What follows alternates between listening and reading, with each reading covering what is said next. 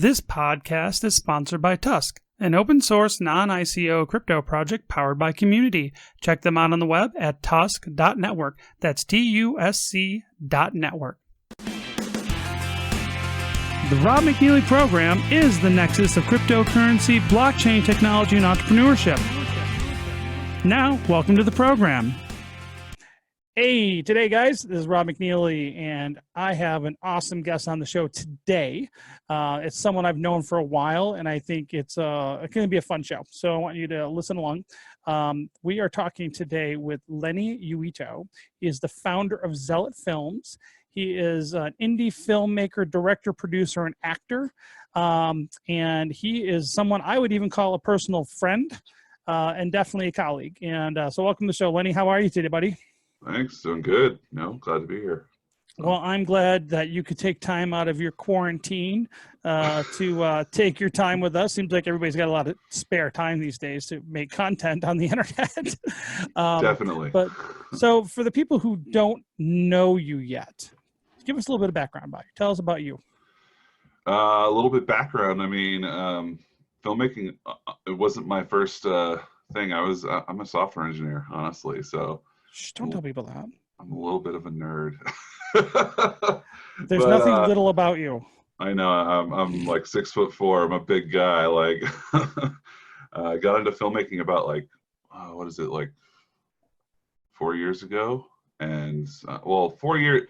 Okay, so we got to go further back. I liked to camp. I like to go camping. I found that I like to also make videos and edit them, and it kind of like it scratched an itch that I had, and so I found that I really liked doing that. And then I started taking an acting class with a local actor here in Utah, a cool guy, Jim Stevens, and it's kind of where my whole film career started. And I made my first short film called The Trap, which is part of the WROL series.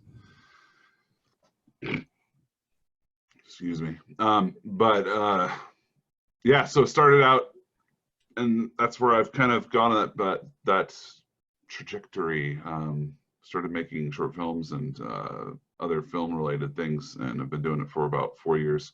I'd say 4 years professionally, but I mean probably more like 10 years, like goofing around with filmmaking, doing like a YouTube camping videos and stuff.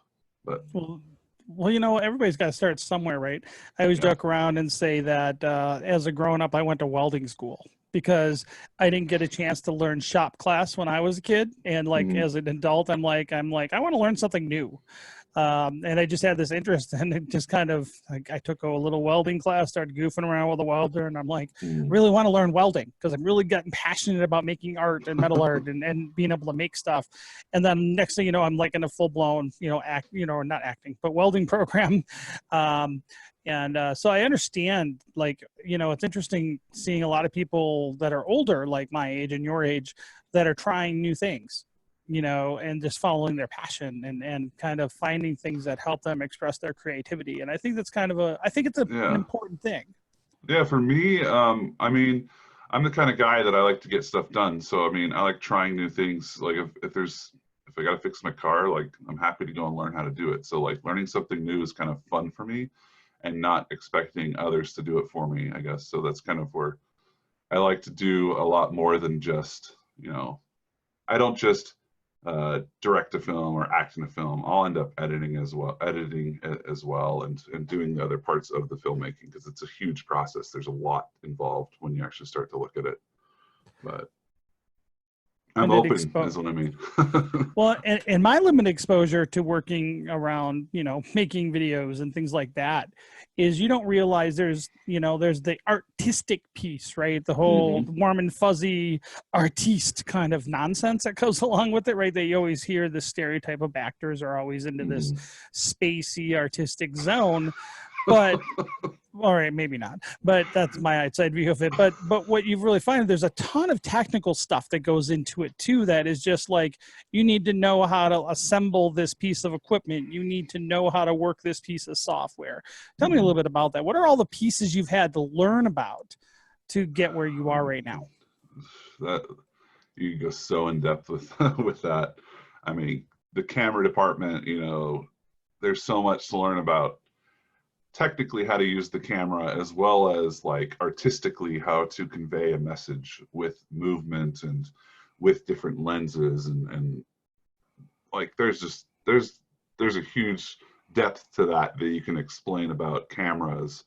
And then I mean, then when going to editing, like editing is also a huge area of expertise that like you can go and get yourself a novice editor that knows how to put together a little clip, but then you can also get an editor that can do something that's really amazing. I mean, I'm not sure how familiar your audience is with films and stuff, but like Scott Pilgrim versus the World, if you ever watch that film is like, that shows you how doing some crazy editing can make things funny as well as really cool. So I mean, there's the editing aspect. There's what else? I mean, there's even like the artistic aspect of the costumes, that like things that people are wearing during your film that make it like better. Also the locations, like there's so much you have to like really nail to like make something amazing, and it takes a while to learn all that. Like I don't think I've ever even touched it. You know, I'm still learning myself. So, but I'm getting there. So these days, all the rage is the pandemic and the whole. It seems like everything's melting down, like the economy. Right. We got a global pandemic now. It's like a whole bunch of B movies slapped together in reality, and you got weird, corrupt politicians being inept. It's just like a really bad movie. You know, it's almost like Wag the Dog really happened. Mm-hmm. Kind of stuff, and it's kind of interesting. Part of the film and artistic things that you've worked on with indie films have been kind of in that apocalyptic kind of feel and journey, as far as the topic. And can you talk a little bit about your series that you've been working on, and what kind of was the genesis idea for that? You'll find that most filmmakers, they make stuff they enjoy, like they like to make. And that for me, I love sci-fis. I love post-apocalyptic stuff. It's a lot of what I really am drawn to when I want to watch something. And so for me personally, that's what kind of made me make the first episode of WROL, was that I just love post-apocalyptic stuff. So made the first one, and then I realized like there could be more depth to this world, to these characters, and so we made a second one, and that was the Loner. And after the Loner, then we're like, okay, this can go even more, and like we've got all these bad guys, they're obviously part of this world. And so then like the third one was the Town Business, what it was called, and it basically shows you the bad guys and the leader of them, and kind of the business that they're dealing with in this post-apocalyptic world. And then after that, the third one, we went back to kind of the roots of how the whole apocalypse began, and what set it all going. And it kind of follows one of the bad guys and his introduction into this bad guy gang. But yeah, I mean, like we just started going with it, and now we kind of have like this huge story and world that we've built. And so now when we're writing in it, it's kind of like we've got rules as to how things happen and what can happen and stuff. So it's kind of fun. Like we've built this imaginary world, but I like imaginary worlds. One of the things that I find that's fascinating about, telling a story with film is, and especially with the indie stuff, because I've been on a couple of your shoots now and seen some of the stuff that you guys have done. It's been very impressive. And it's really fascinating how you can really tell a story. And to me, I'm not creative like you guys, right? But I think like a business guy. Some days.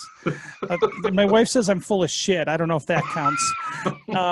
But what the thing is I see is that the skills that you're developing have direct applicability to business and telling commercial and building commercials and telling stories of companies, of startups, of cryptos in our case.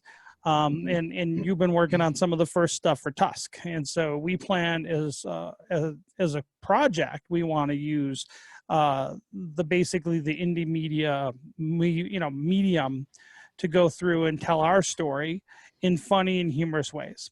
And tell me a little bit about how you could see filmmaking in general help people and their small businesses tell stories.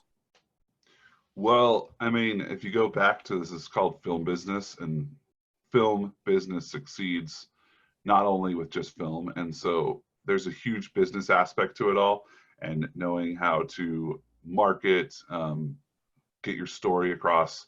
So it goes hand in hand, I think, with like what we did with the TUSC commercial. We're trying to get everyone to be introduced to TUSC, first of all, so that people can learn about it and know how it's utilized by the average person, not just the crypto person, because TUSC it can be used by whoever, and it's got value. It's money. I mean, it's got value. So, but getting people to laugh, and I think that's comedy is a natural mutual thing, and most people get it. And so for us, like coming up with a comedic commercial for TUSC was a great way, business-wise, to introduce people to the cryptocurrency.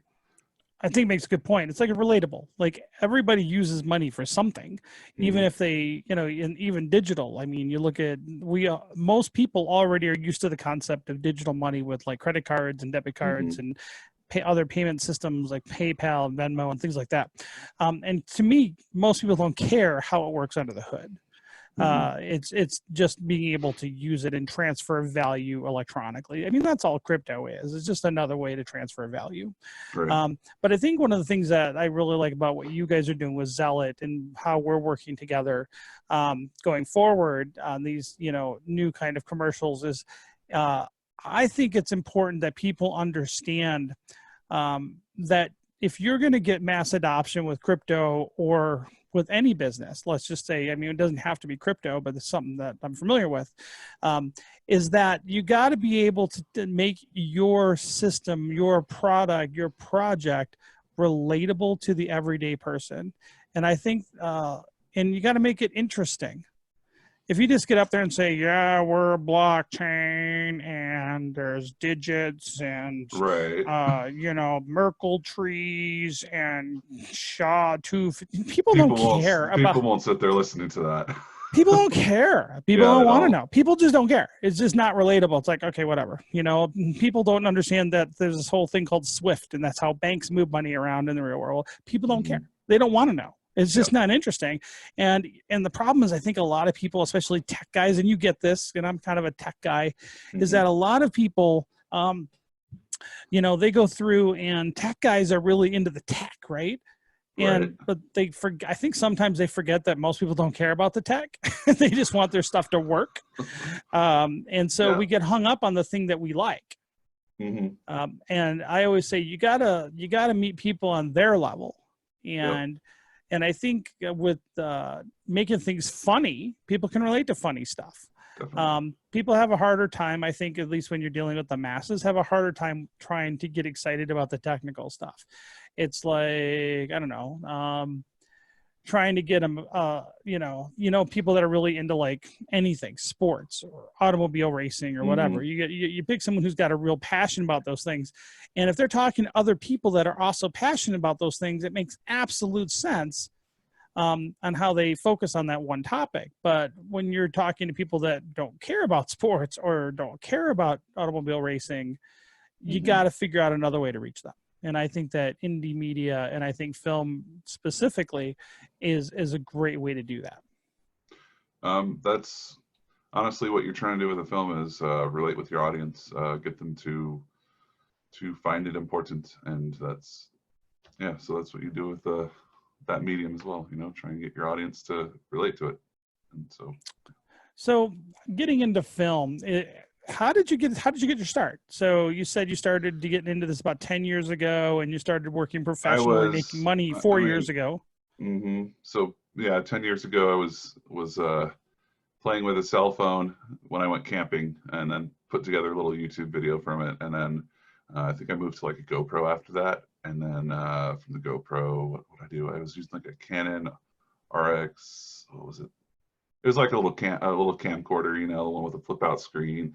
And so I'd use that, set up the tripod and put it places and film little expeditions out to the woods and stuff. And then after that, kind of when I got to filming like more short film narrative stuff, that's when I got like an A7S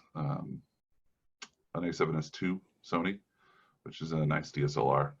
And that's what I started filming on. Now I've kind of moved to a Blackmagic, and I'm not sure why I'm talking about cameras, but I'm sure that's the people that are into cameras really understand that.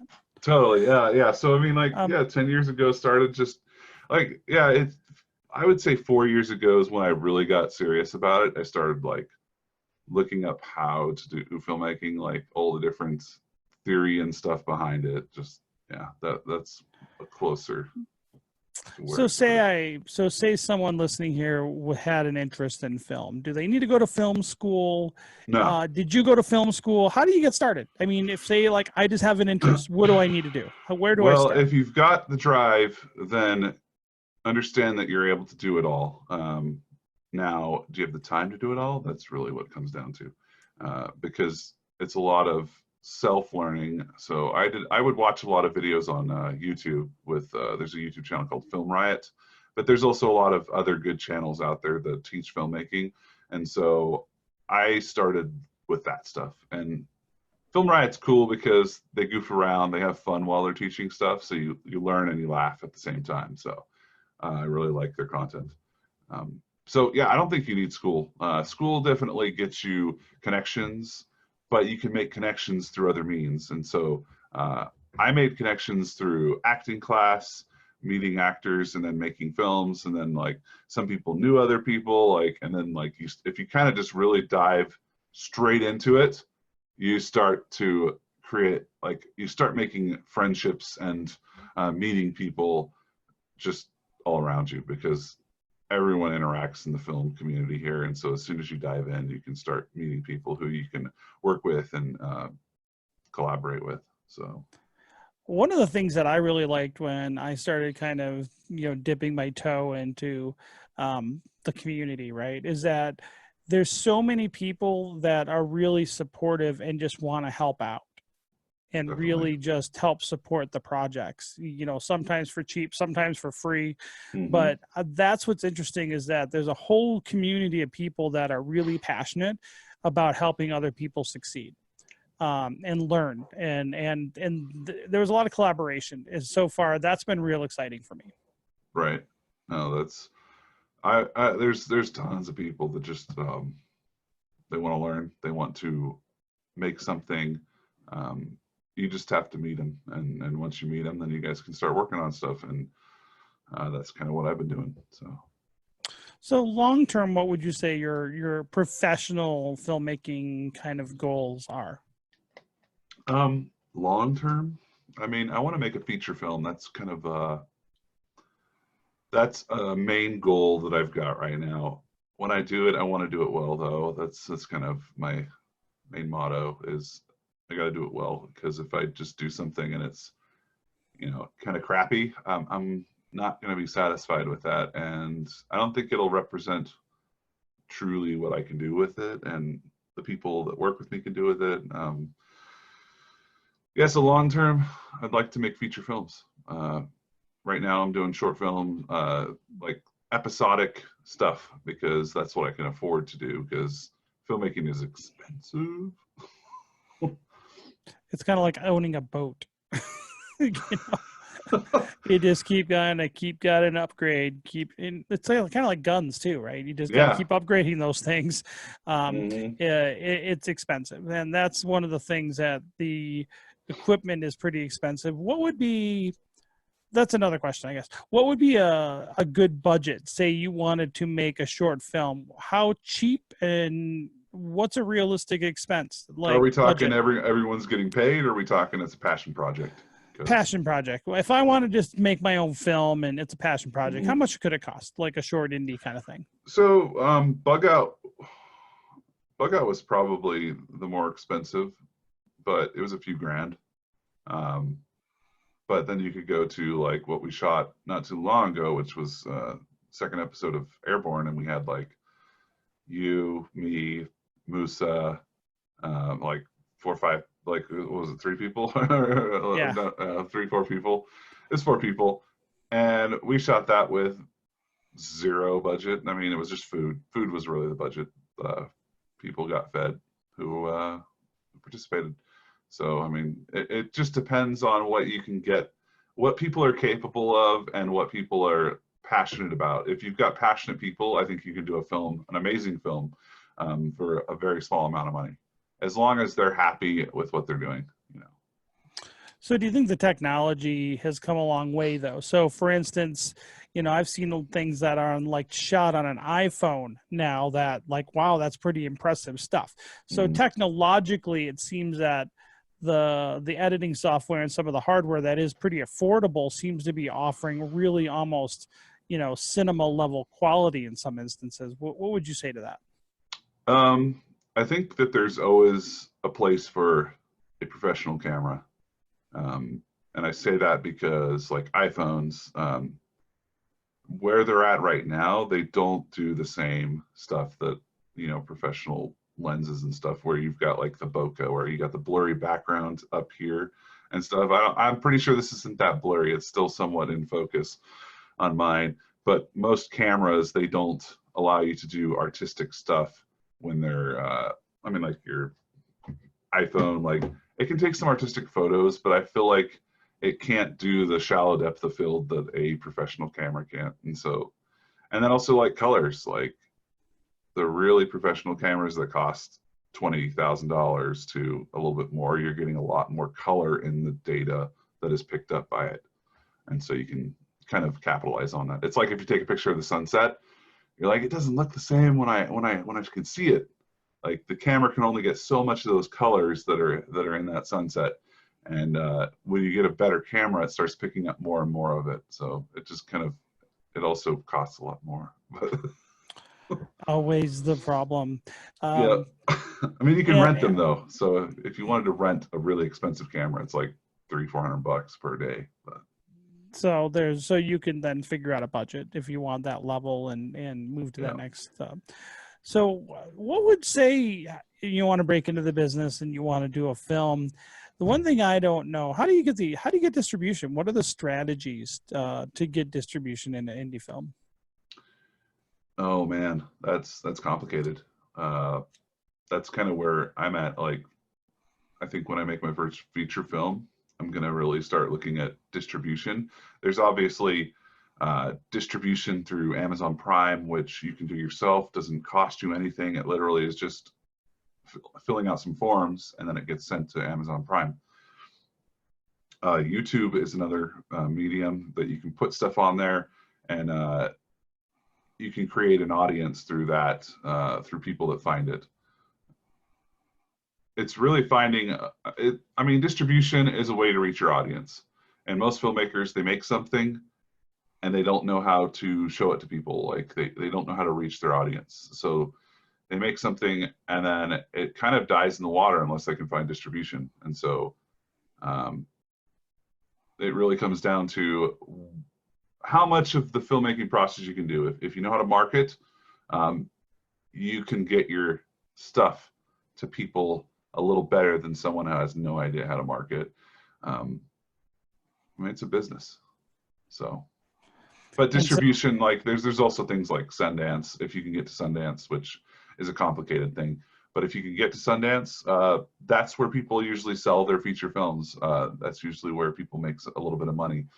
But in indie film, I say it's extremely difficult to make any money off your film.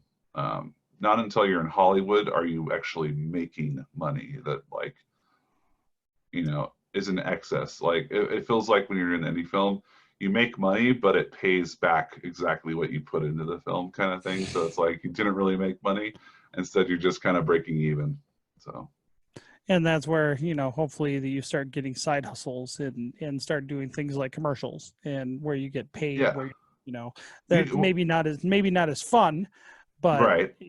it's getting you paid. And I think, you're when you start a film career and you start meeting people, you start making things, you start making a name for yourself, you're building that relationship with the community, and so people start seeing things. And so yeah, you're always doing that. But at some point, like after you've made something awesome, and like you may not have made a lot of money off of it, but you did get people to want to work with you more or something, so that then now you're, at the next level that you need to be.